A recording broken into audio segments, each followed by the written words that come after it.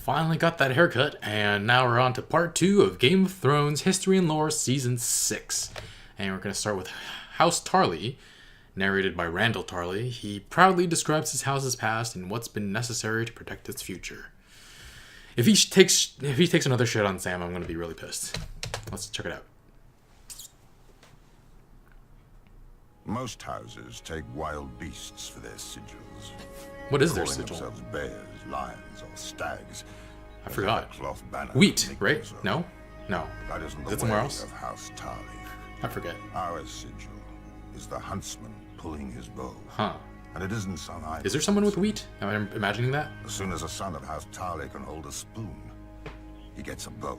Huh. As soon as the boy can sit a horse, his father takes him on a hunt. They return with a stag, a buck, a boar, a brace of pheasant, even if it takes days. Even if it takes a week. Wow. Even if it takes the boy's whole life. How fast did Horn Sam do Hill it? is ours. A fitting home for one of the oldest and most honorable families of the Reach. Legend has it that Harlan the Hunter and Herndon of the Horn, two sons of Garth the Greenhand, raised the castle in the Age of Heroes. They shared a home and a wife for 100 years. Shared a home and a wife? Most of the great houses spout such nonsense about their origins. At least my family doesn't claim some long-lost ancient crown like the rest of them. House Tarly breeds soldiers, not kings. When House Gardner ruled the Reach, we served them well and loyally. House When Gardner. House Gardner died, and Aegon gave the Reach to their stewards, the Tyrells, we served them well Right. and loyally. We know our place, even if the Tyrell women don't. What? When Aegon's son faced rebellion from the Vulture King of Dawn, my ancestor, Savage Sam Tarly, led the royal forces on a vulture hunt. Heartsbane, our ancestral Valyrian sword and the pride of our house, soon ran red from point to hilt with rebel blood. Yo. When Robert Baratheon rebelled against Aerys, I led the Tyrell van and handed him his only defeat in the war at Ashford. But a hunter knows that a moment's slip can cost him the game. Great houses have fallen from a single weak heir. Samwell looked like a son when he was born, but he grew up plump and soft as a daughter. I'd catch him in the kitchen shoving cakes into his ever-growing mouth, or reading in the garden when he was supposed to be training.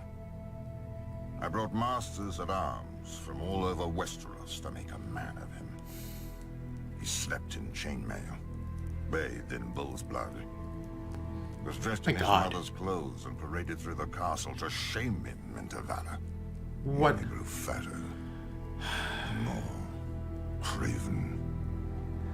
I Oh, despaired God. of the future of Frickin- our house until my wife gave me another boy, Dickon. A real son, and worthy heir.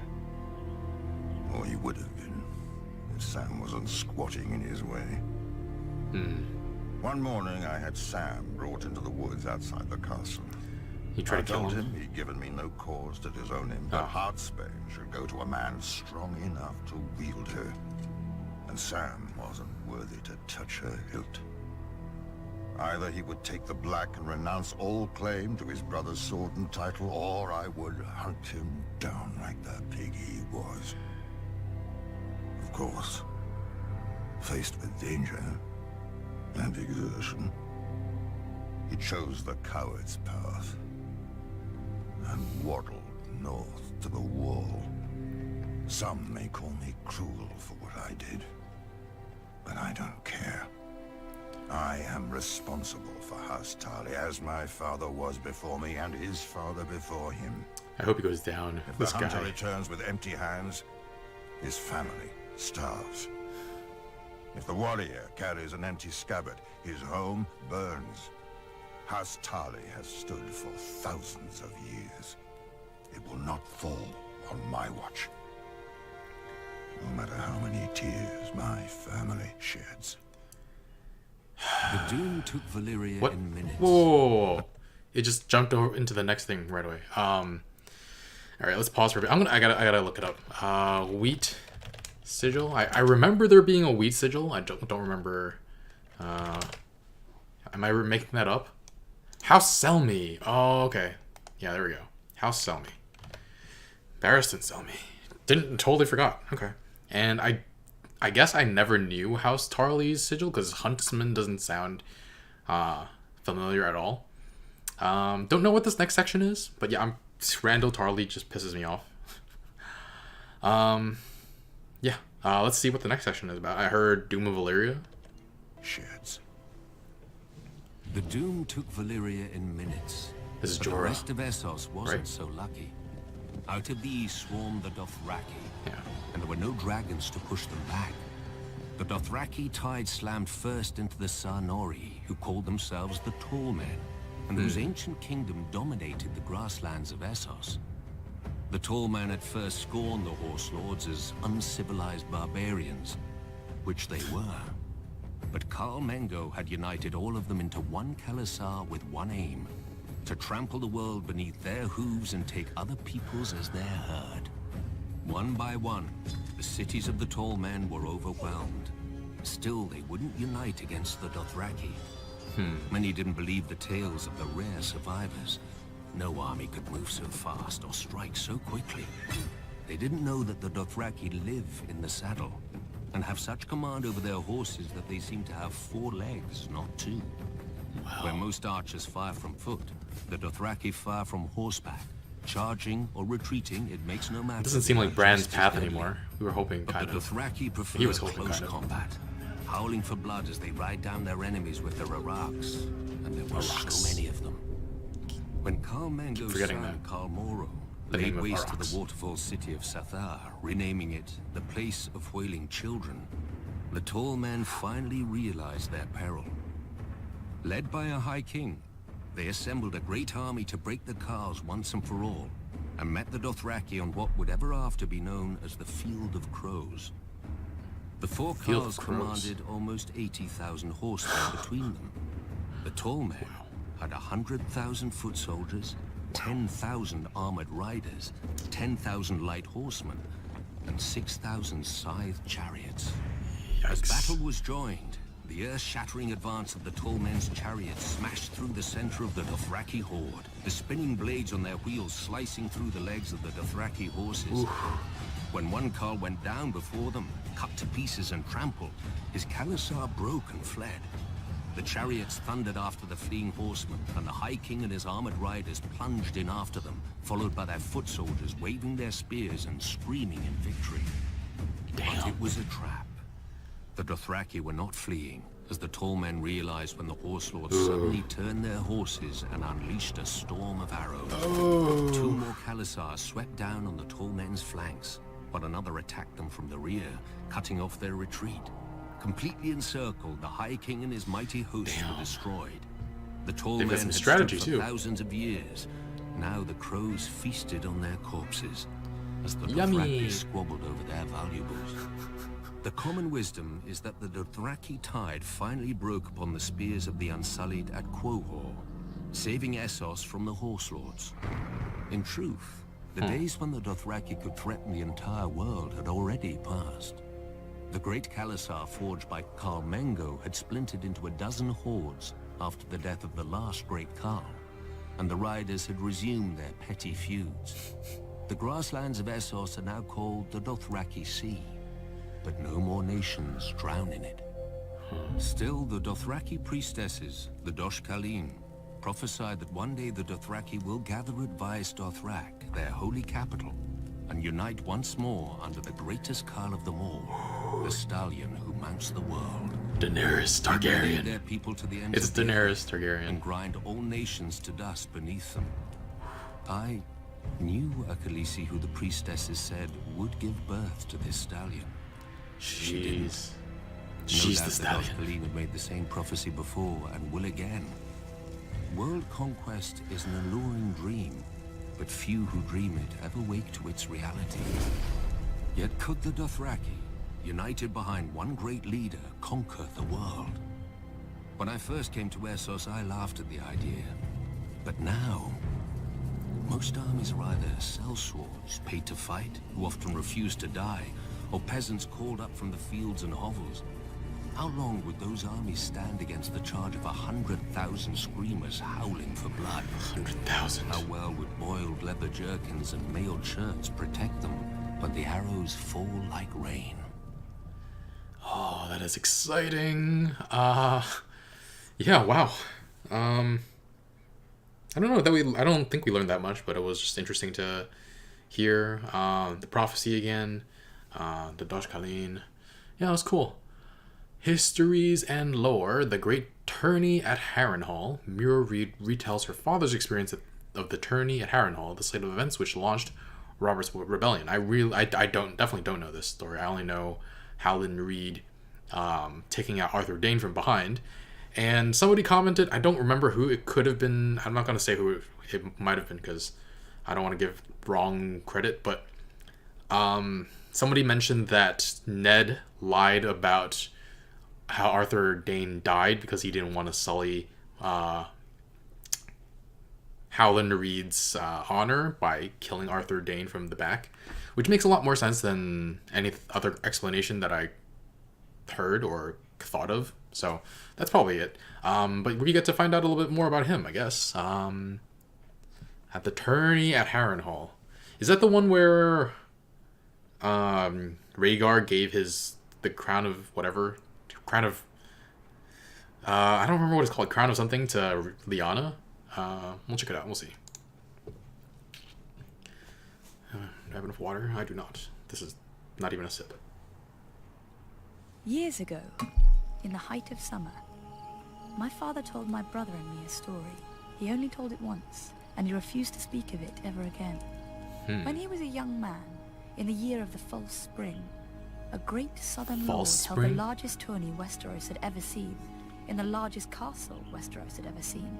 Knights and lords from across the 7 kingdoms made their way, drawn by the spectacle and the size of the champion's purse. Even the king was rumored to be attending, though none had seen him in years.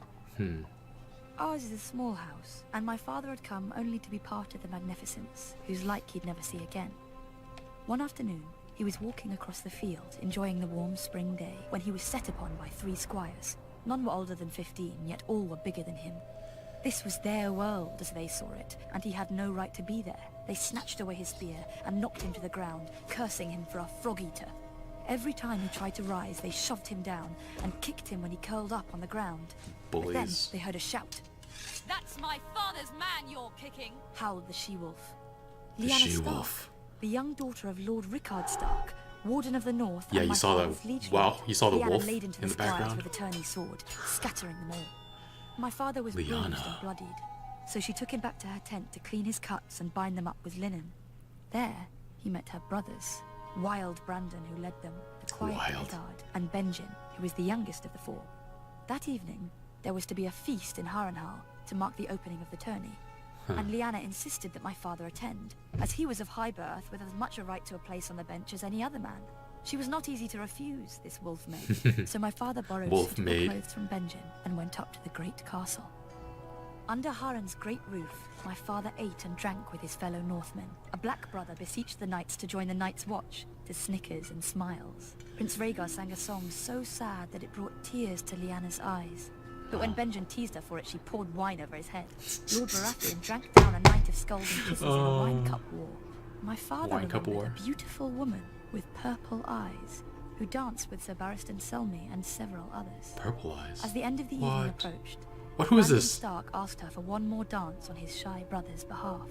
And so, Eddard Stark shared the last dance of the celebration with Lady Ashara Dane. Ashara Dane? The hall went quiet. The Mad King had come after all, and was now entering the hall with his Kingsguard. He hadn't left the Red Keep in years, and none could believe the state of him. His long, yellow fingernails, tangled beard, and ropes of unwashed, matted hair made his madness plain to all. Nor was his behavior that of a sane man, for in the blink of an eye he could go from hysterical laughter to weeping to rage. But when he commanded Sir Jaime Lannister to kneel before him and swear the oath of the Kingsguard before half the Lords of the Realm, a cheer burst from the crowd. for Sir Jaime was much admired for his courage, gallantry, and skill with a sword. Amidst all this merriment, my father spied the 3 squires who'd attacked him, attending their knights. Lyanna saw them too, and pointed them out to her brothers. I could find you a horse and some armor that might fit, Benjen offered. My father thanked him, but gave no answer. Our people sit a boat more often than a horse, and our hands are made for oars, not lances. Much as he wished to have his vengeance, he feared he would only make a fool of himself and shame his people. Eddard had offered my father a place in his tent that night, but before my father slept, he knelt on the lake shore, looking across the water to the Isle of Faces, and said a prayer to the old gods. The next day in the tourney, the 3 knights whose squires had beaten my father unseated their opponents and earned a place among the champions. But late in the afternoon, as the shadows grew long, a mystery knight appeared in the lists. Mystery he was short knight? and clad in ill-fitting armor, cobbled together from different suits. On his shield was painted a heart tree of the old gods, a white weirwood with a laughing red face. The mystery knight dipped his lance before the king and rode to the end of the lists, where the 5 champions had their pavilions. You can guess the 3 he challenged. Whoever the mystery knight was, the old gods gave strength to his arm. All 3 knights fell before him. None were well loved, so the common folk cheered the Knight of the Laughing Tree, as the new champion was soon called.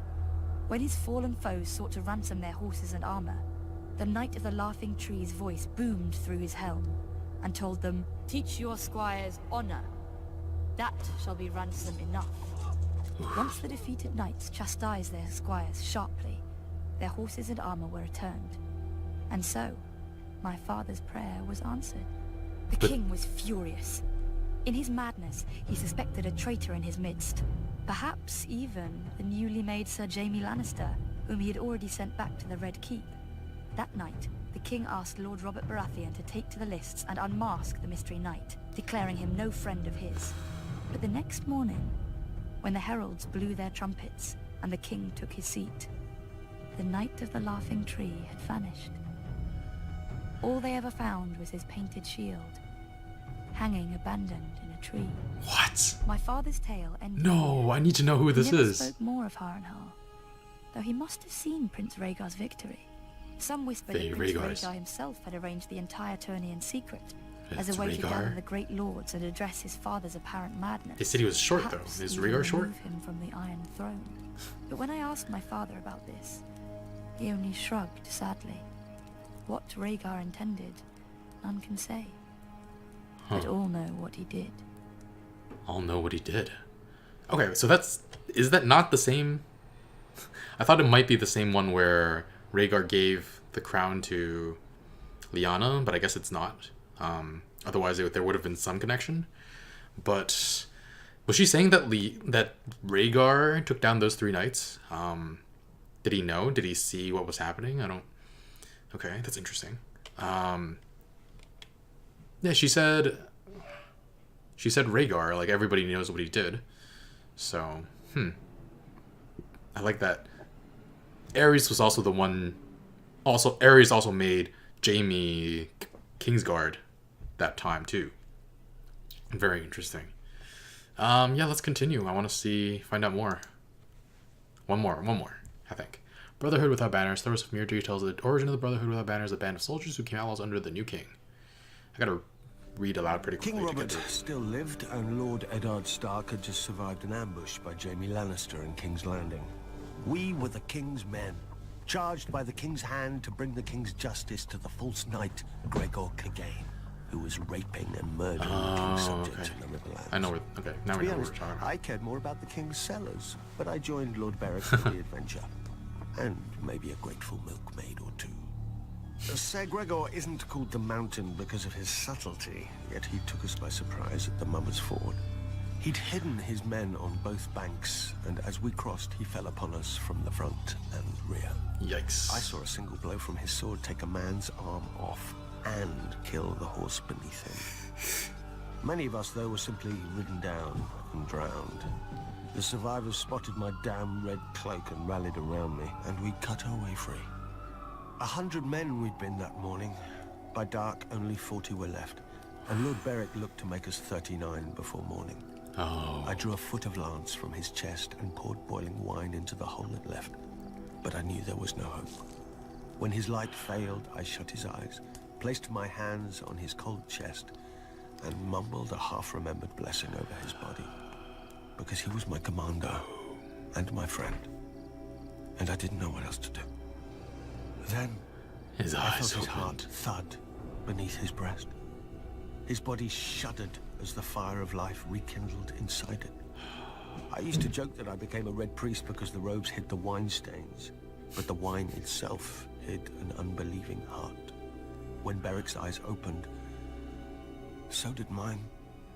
I fell to my knees and praised the one true God and begged forgiveness for my ways. I don't know if the Lord heard me, but when dawn came, Beric was still alive and stronger than he'd been. He told us Before that the our war fight, hadn't or- ended at the Mummer's Ford, but begun, and that every fallen brother would be avenged. We were so few, though, that all we could do was harry the Lannisters' rear. Luckily, all they could do was kill Beric. A Lannister mace shattered his helm and skull. Oh, A man. noose snapped his neck after he surrendered himself to save a beekeeper and his wife.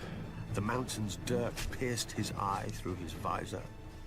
After each time, I stood over his corpse and prayed to the Lord, and the Lord brought him back. Oh my god. Does Then the we mountain heard not that freak Robert was out? dead, and Lord Eddard too.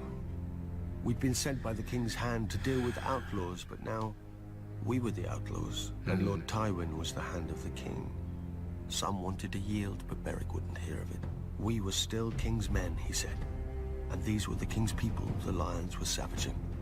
If we could not fight for Robert, we would fight for them, until That's- every man of us was dead. That sword We'd of lost the fire. king's banner at the Mummer's Ford, but then the countryside was awash with sigils and armies anyway. We became the Brotherhood without banners. Beric led us in battle, and I led us in prayer.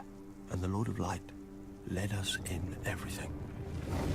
When the heralds proclaimed the end of the War of the Five Kings, none of us thought of yielding. Our war wasn't over.